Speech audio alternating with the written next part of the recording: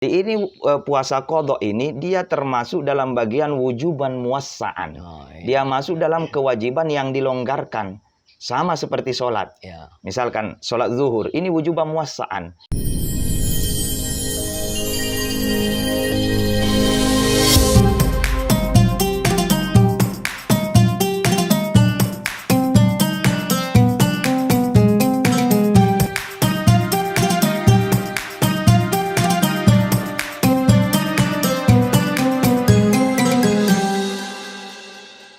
Assalamualaikum warahmatullahi wabarakatuh. Salam sejahtera buat kita sekalian.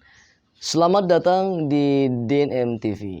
Bersama saya Aldiawan dari Pondok Pesantren Salafiyah Parape, Kecamatan Campalagian, Kabupaten Polewali Mandar.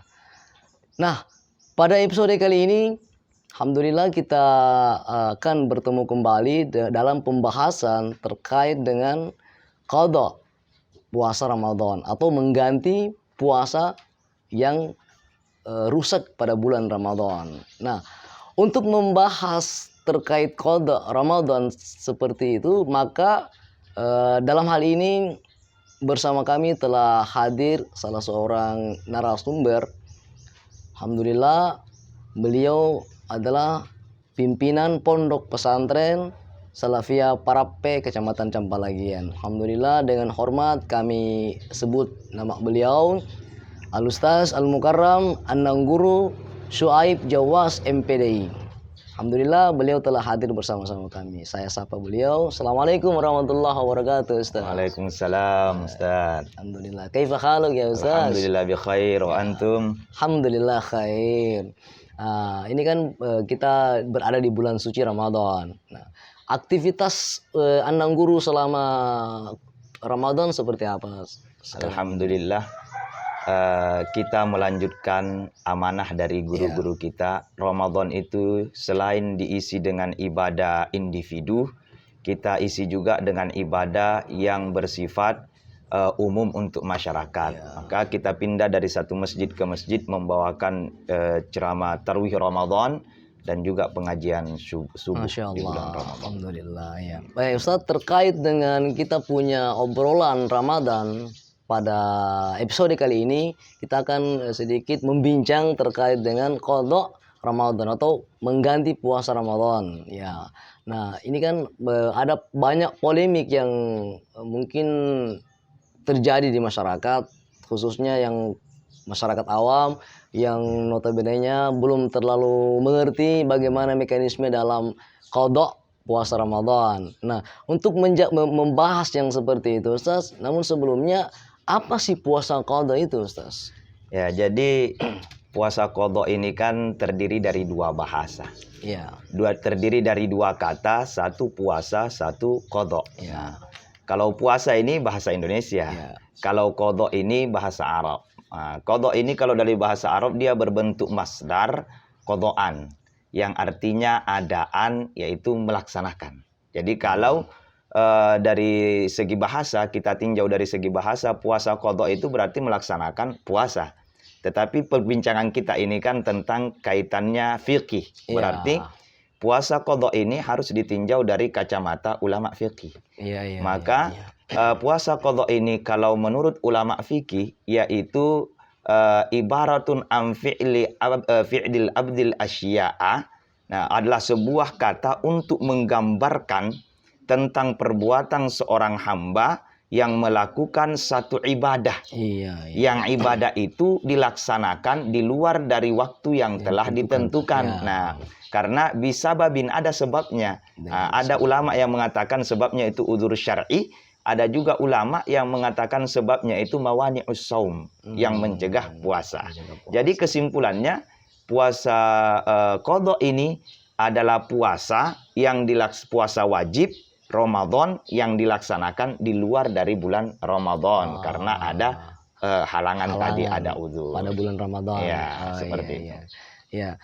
Lantas siapa saja yang sebenarnya berhak atau yang wajib melakukan qadha ini di bulan Ramadan ya? Biasa yang disampaikan oleh ulama yang wajib mengqadha Ramadan itu ada 3.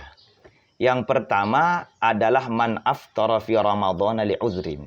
mereka yang membatalkan puasanya atau tidak berpuasa di bulan Ramadan karena ada uzur. Ya. Misalkan dia sakit, atau dia haid, Ya. atau ia habis melahirkan, Ya.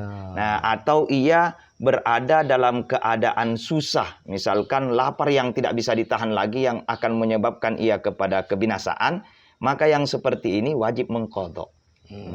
Yang kedua, Ustadz, Ya. mereka yang diwajibkan mengqadha itu adalah mereka yang hamil, wanita hamil, dan juga wanita yang sementara menyusui. Ya. Tetapi ini kalau dalam mazhab Syafi'i, ini diperinci.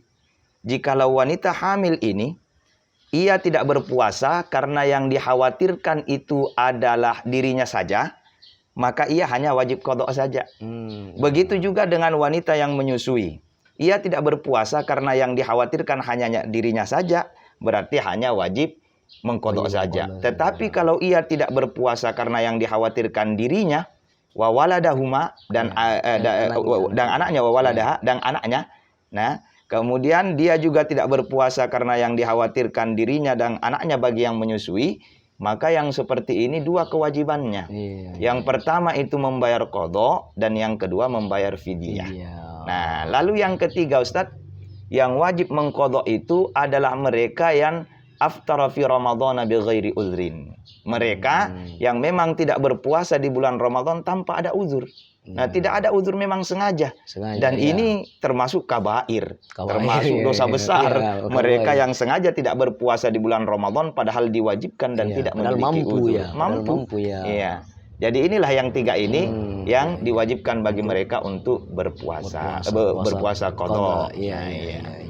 Namun ya, terkait dengan qadha ini ada polemik yang terjadi di masyarakat terkait bolehkah itu qadha puasa Ramadan digabung dengan puasa sunnah. Misal Ustaz, ada seseorang yang puasa Syawal misalkan atau Ayyamul Bid, Senin Kamis itu dibawa digandeng dengan puasa qadha. Bolehkah seperti itu, Ustaz?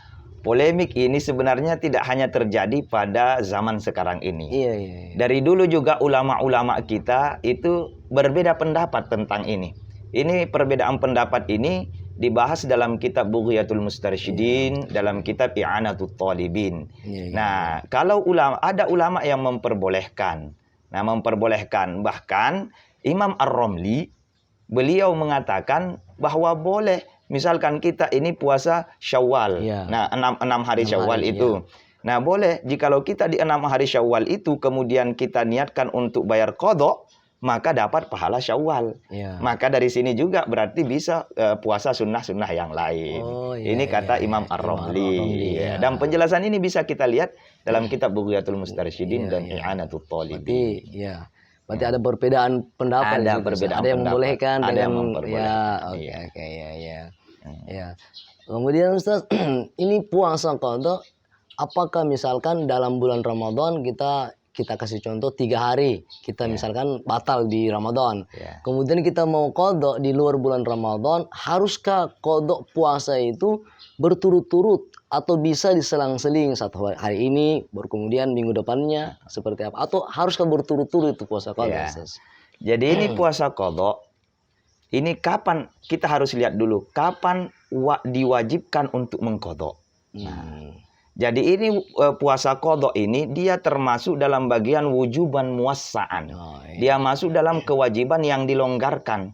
Sama seperti sholat. Misalkan sholat zuhur ini wujuban muwassa'an. Masuk waktunya inda zawalis syamsi. Maksudnya masuk waktunya zuhur itu ketika tergelincir. Tetapi tidak langsung wajib melaksanakan di situ. Bisa ditunda sampai mau masuk asar. Nah, begitu juga dengan puasa. Karena puasa ini dia wujuban muwassa'an, tidak mesti setelah Ramadan langsung ditunda, bisa setelah Ramadan langsung dibayar, bisa ditunda, yang penting belum sampai bulan Ramadan berikutnya. Jadi dia menjadi sempit ketika masuk bulan Sya'ban. Nah, sehingga Aisyah radhiyallahu an beliau pernah mengatakan, kata beliau, saya membayar qadha itu hanya di bulan Sya'ban saja. Sehingga menurut Ibnu Hajar, kata beliau, ini isyaratnya Aisyah ini di bulan Sya'ban, ini isyarat kita tidak boleh mengqadha puasa sampai datang Ramadan berikutnya. Iya, Jadi iya, iya. boleh mengqadha puasa tidak berurut. Boleh diselang-seling. boleh. Oh, Ya. boleh, ya. Boleh selang-seling, Boleh hari diselang-seling. ini, besok tidak lagi, Iya, baru. kecuali ketika waktu sudah mepet. Tadi Oh, itu iya. sudah Syawal, sebentar lagi Ramadan, Iya. maka ini tidak boleh lagi diselang-seling. Nah, ini harus habis sebelum harus masuk habis. Ramadan. Iya. Jadi sebelum ketika Ramadan masih jauh, nah ini boleh diselang-seling, tidak Iya, mesti berturut-turut. iya. Jadi mengqadha puasa itu tidak mesti berturut-turut. Kapan berturut-turut? Yaitu ketika waktu sudah mepet. Iya. Ya, baru berturut-turut. Iya, makasih Ustaz. Ya, ini juga yang menjadi polemik di masyarakat. Ada beberapa pertanyaan di masyarakat. Iya. Terkadang ada pada bulan Ramadan itu puasa Ramadan tahun lalu dia mengqadha di Ramadan ini. Iya. Nah, apakah bagaimana proses hukumnya itu, Ustaz? Nah. Misalkan kita mau masuk Ramadan nantinya di Ramadan ini. Nah, di Ramadan pertama itu niatnya mengqadha Ramadan tahun lalu. Nah, bagaimana perspektif Islam dalam hal ini, Ustaz? Dia mengqadha puasa Ramadan di bulan Ramadan. Iya. Itu dibahas oleh Imam Nawawi dalam kitab Majmu'. Kata beliau, tidak boleh. Ramadan itu khusus untuk untuk puasa Ramadan. Tidak boleh qadha, tidak boleh nazar, tidak boleh puasa-puasa sunnah yang lain. Bahkan dalam kitab Ashbah wan Nadhair, nah Imam As-Subki beliau mengatakan tidak boleh menggabungkan dua ibadah wajib dalam satu waktu. Kecuali dalam ibadah haji. Misalkan haji qiran, kan boleh digabung antara haji dengan umroh. Nah, selain daripada itu tidak boleh, kata Imam As-Subki. Termasuk juga ini puasa. Nah, itu tidak boleh digabung. Oke. Nah, dan terjadi juga di masyarakat, Ustaz, ketika ada orang yang meninggal istilahnya. Nah, ini almarhum atau almarhumah ini mungkin ada puasa yang belum dia ganti, puasa Ramadannya. Nah, itu bagaimana perspektifnya ketika tanggungan puasa qadha orang yang meninggal, Ustaz? Ya, jadi disebutkan dalam kitab As-Sirat Al-Wahjah. Nah, di situ disebutkan orang yang meninggal ini ketika ada qadha puasanya harus ditinjau dulu, dilihat apakah ada waktu memungkinkan untuk mengqadha sebelum dia meninggal. Nah, misalkan dia punya utang qadha puasa itu tahun 2020 misal. 2021 itu ada kesempatan mengqadha, mampu mengqadha, tapi tidak mengqadha. Kemudian 2022 dia meninggal. Berarti ada kesempatan ini untuk mengqadha. Maka menurut pendapat yang ashah, yang seperti ini dia harus membayar 2 mud fidyah. Dia bayar fidyah 2 mud untuk 1 hari. Nah, 2 mud untuk 1 hari dari qadhanya. Kalau dia tadi ada waktu yang memungkinkan untuk membayar qadha puasanya itu. Tetapi jikalau tidak ada waktu untuk membayar, misalkan dia sakit masuk Ramadan, sakit setelah Ramadan meninggal, tidak ada kesempatan untuk membayar, maka cukup 1 saja. Dia bayar 1 mud saja untuk 1 hari. Ini tadi kenapa 2 mud? Yang pertama untuk qadha, yang kedua untuk takhir, menunda.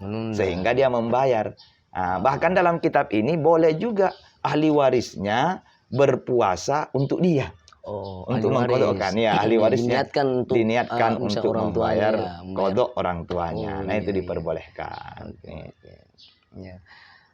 Kemudian selanjutnya, Anang Guru, itu bagaimana misalkan jika seseorang yang mungkin dia lupa berapa hari misalkan batal puasanya atau rusak puasanya di Ramadan. Seperti apa itu? Bagaimana maksudnya itu, Ustaz? Yang lupa ini juga dijelaskan dalam kitab Hasyiah dalam kitab Hasyiah Asy-Syarwani. Ini orang yang seperti ini, beliau ini kalau lupa seperti ini maka dilihat dari keyakinannya. Artinya golabatuz dzonnya. Golabatuz dzonnya dugaan kuatnya. Jadi misalkan dugaan kuatnya dia memiliki qadha, kan kalau dugaan kuat belum yakin ya. Itu dugaan kuat. Ya, misalkan 80%. 80% itu dugaannya 5. Maka yang dibayar 5 saja. Ya, yang dibayar 5 saja. Kalau dugaannya kuat. Ini pendapat ini juga dikuatkan oleh Abu Bakar Syato dalam kitab I'anatut Thalibin dengan mengutip pendapat Imam Al-Ghazali. Nah, setelah itu Ustadz, misalkan dugaan kuatnya 5, maka dia bayar 5. Dia bayar 5, setelah itu memperbanyak ibadah sunnah, puasa sunnah. Karena kan ibadah sunnah ini akan menutup kekurangan fardu di akhirat nanti. Jadi dia hanya membayar sesuai dugaan kuatnya saja. Iya. Sesuai dengan dugaan kuatnya, sisanya ditutupi dengan puasa-puasa sunnah itu. Berarti kalau misalkan dugaan kuat itu 5 hari misalkan, Ustaz, ketika 5 harinya datang biasa keraguannya, kok saya tambah lagi 1 hari, itu enggak apa-apa itu Ustaz, atau seperti apa nanti? Maksudnya menambah dari dugaan kuat itu untuk melengkapi. Ya enggak apa-apa, lebih lah 6 hari misalkan. Itu jadi kalau dugaan kuat kemudian ada keraguan, ini tetap berada pada level bawah ini. Tetap yang diambil itu adalah dugaan kuat. Nah, ini ya keraguan itu dihilangkan. Nah, dihilangkan keraguan itu karena dakma yuribuka ilama. Tinggalkan yang meragukan, pindah kepada yang meyakinkan. Kemudian Ustaz, ada juga yang dalam masyarakat itu hukum, bagaimana hukum itu kita mengqadha puasa Ramadan misalkan dengan membayar fidyah. Apakah ada komponen-komponen yang misalkan tidak mampu membayar qadha tapi cukup dia mengganti puasa qadha tapi cukup dengan membayar fidyah. Apakah ada kategorinya Ustaz? Yang dijelaskan oleh ulama kita itu ada 2. Yang pertama, syekhun kabirun. Mereka yang sudah tua renta. Nah, orang yang tua renta seperti ini yang tidak mampu lagi berpuasa itu tidak berpuasa, tapi dia bayar fidyah. Nah, kemudian yang kedua, maridun la yurja bar'uhu. Orang yang sakit yang tidak dimungkinkan lagi sembuh. Misalkan dia mengidap penyakit yang parah, yang menurut dokter ini tidak mungkin sembuh lagi. Nah, maka yang seperti ini cukup bayar fidyah. Tetapi ternyata keajaiban Allah, di kemudian hari dia sembuh, maka qadha lagi. Jadi untuk mengukur layur jabar tidak mungkin sembuh, kita ke dokter. Nah, dokter mengatakan tidak mungkin ini, maka itulah yang bayar fidyah. Nah, selain daripada itu ya qadha. Berarti itu yang diberikan keringanan rukhsah istilahnya untuk cukup dengan membayar fidyah. Itu 2 kelompok tadi. Itu orang tua renta dengan orang sakit yang mungkin tidak sembuh lagi. Kemudian Ustaz, apa hikmah sebenarnya kita disyariatkannya puasa qadha Ramadan ini? Hikmah yang bisa Alhamdulillah, masalah hikmah ini Allah Subhanahu wa taala sampaikan dalam Al-Qur'an. Kata beliau, man syahida minkumus syahra falyasumhu. Barang siapa di antara kalian yang menyaksikan hilal bulan itu terbit, puasa. Wa man kana maridon aw ala safarin fa iddatum min ayyamin ukhar. Siapa di antara kalian yang sakit atau melakukan perjalanan, maka boleh tidak berpuasa. Nanti ditunda di hari lain. Inilah yang dimaksud dengan qadha itu. Yuridullahu bikumul yusra wa la yuridu bikumul usra. Inilah hikmahnya. Kenapa Allah Subhanahu wa taala memberikan alternatif kalau kita tidak mampu melaksanakan puasa di bulan Ramadan karena ada uzur tadi, maka boleh. Apa hikmahnya? Yusra. Allah Subhanahu wa taala ingin mempermudah kita. Karena memang Allah itu adalah Tuhan yang paling mengerti dengan situasi hambanya. Beliau tidak akan pernah membebani kita di luar daripada kemampuan kita. La yukallifullahu nafsan illa wus'aha. Tidak di luar daripada kemampuan. Hanya saja kita yang terkadang merasa tidak mampu, padahal Allah belum mampu. mendapat solusi sebenarnya. Jadi kita merasa tidak mampu dengan Jadi bersyukur kita menjadi hambanya Allah Subhanahu wa taala karena pengertian beliau kepada kita. Untuk yang terakhir Ustaz, bisa closing statementnya terkait dengan pembahasan qadha Ramadan ini Ustaz, seperti apa closing statementnya? Alhamdulillah. Pemirsa. Alhamdulillah pemirsa sekalian, saya berterima kasih kepada Ustadz dan tim. Karena mengajak saya untuk dakwah. Mudah-mudahan ini jadi amal jariah kita semua. Masalah puasa ini termasuk daripada salah satu tiang agama. Karena ia masuk dalam rukun Islam. Ya. Maka dari itu puasa ini harus diperhatikan dengan baik. Jangan pernah di antara kita meremehkan puasa ini dan meninggalkan puasa tersebut. Nah, kecuali tadi dalam keadaan rukhsah. Nah, kalau dalam keadaan rukhsah maka kita qadha. Dan saya himbau juga kepada pemirsa sekalian, belajarlah tentang puasa. Karena kullu amalin yu'malu bighairi ilmin mardudun. Semua ilmu, semua perbuatan yang kita perbuat tanpa berlandaskan ilmu itu besar kemungkinan ditolak oleh Allah Subhanahu wa taala. Ya. Terima kasih, Ustaz. Ya. Jadi itulah tadi bincang kita bersama Anang Guru terkait dengan qadha puasa Ramadan. Ya, mudah-mudahan bisa menjadi ilmu yang bermanfaat buat kita sekalian dan bisa kita jadikan sebagai amal jariah buat kita sekalian. Jadi sekian kita punya episode Ramadan dalam obrolan Ramadan kita pada hari ini. Insyaallah kita bertemu kembali di episode selanjutnya. Jangan lupa nonton video ini, like, komen, share dan subscribe. Oke. Ila liqa fil musallasalatil qadimah. See you in the next time. Allahul muwaffiq ila aqwamit thariq. Allahul musta'an. Assalamualaikum warahmatullahi wabarakatuh. Waalaikumsalam warahmatullahi wabarakatuh.